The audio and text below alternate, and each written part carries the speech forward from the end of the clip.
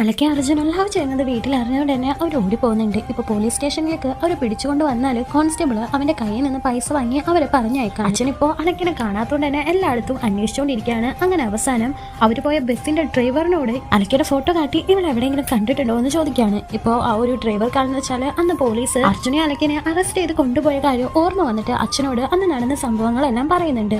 ഇപ്പൊ അച്ഛനും പോലീസ് സ്റ്റേഷനിലേക്ക് പോയിട്ട് അലക്കിയുടെ ഫോട്ടോ കാട്ടിയിട്ട് ഈ കുട്ടിനെ അറസ്റ്റ് ചെയ്ത് കൊണ്ടുവന്നിട്ടുണ്ടായിരുന്നോ എന്നെല്ലാം ചോദിക്കുന്നുണ്ട്. ഇപ്പൊ കോൺസ്റ്റബിളും ആകെ പേടിച്ചു പോവാണ്.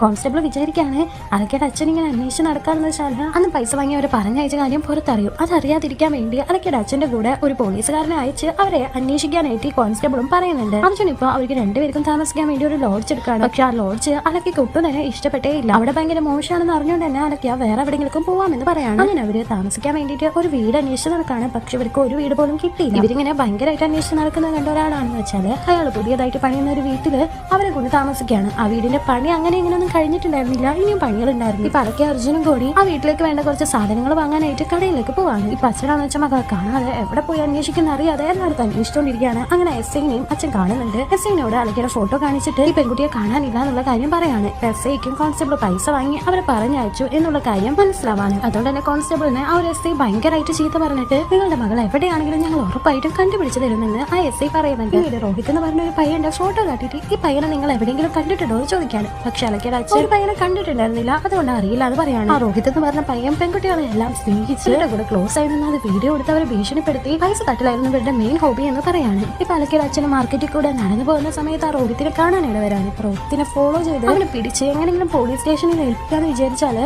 അലക്കയുടെ അച്ഛന്റെ തലയിൽ ആരെ വന്ന് അടിക്കാണ്. അതാരാന്ന് വെച്ചാൽ അർജുനായിരുന്നു. ആക്ച്വലി പറഞ്ഞാൽ അർജുനും ഈ രോഹിത് എന്ന് പറഞ്ഞ പയ്യനും കൂടിയിട്ടാണ് ഈ ഒരു ബിസിനസ് ചെയ്തുകൊണ്ടിരിക്കുന്നത്. അവര് കാണാൻ ഭംഗിയുള്ള വലിയ വീട്ടിലെ പെൺകുട്ടികളെ സ്നേഹിച്ച് ലവ് ചെയ്യുന്ന പോലെ അഭിനയിച്ച് ഒന്നായിട്ട് ഇരുന്നിട്ട് അത് വീഡിയോ എടുത്ത് അവരെ കാട്ടി ഭീഷണിപ്പെടുത്തി പൈസ വാങ്ങലായിരുന്നു ഇവരുടെ പരിപാടി. ഇപ്പൊ അലക്കനെയും അങ്ങനെ തന്നെയാണ് അർജുൻ നോട്ടിട്ടിരുന്നത്. അവളൊരു വലിയ വീട്ടിലെ പെണ്ണാണെന്നാണ് അർജുൻ വിചാരിച്ചിരുന്നത്. പക്ഷെ അവളുടെ അച്ഛൻ ഒരു ക്യാബ് ഡ്രൈവർ ആണെന്ന് അറിഞ്ഞതും അവളുടെ കയ്യിൽ നിന്ന് അങ്ങനെ പൈസ ഒന്നും കിട്ടാൻ പോകുന്നില്ല എന്ന് പറഞ്ഞ അർജുൻ അവളൊരു പ്രോസ്റ്റിറ്റ്യൂഷൻ ഏരിയയിൽ വിൽക്കാമെന്ന് തീരുമാനിക്കാണ്. അതിന് വേണ്ടിയിട്ടാണ് ഇപ്പോ അലക്കിനെ കൊണ്ട് ഹൈദരാബാദിലേക്ക് വന്നിരിക്കുന്നത്. നിങ്ങൾക്ക് ഫേക്ക് ലവ് കണ്ടാൽ കണ്ടുപിടിക്കാനുള്ള ടിപ്സ് അറിയാമെങ്കിൽ ഒന്ന് കമന്റ് ചെയ്തേക്കണേ. പിന്നെ ഇതിന്റെ ഫുൾ പാർട്ട് കാണാൻ താഴെയുള്ള പ്ലേ ബട്ടൺ ഒന്ന് ക്ലിക്ക് ചെയ്താൽ മതി.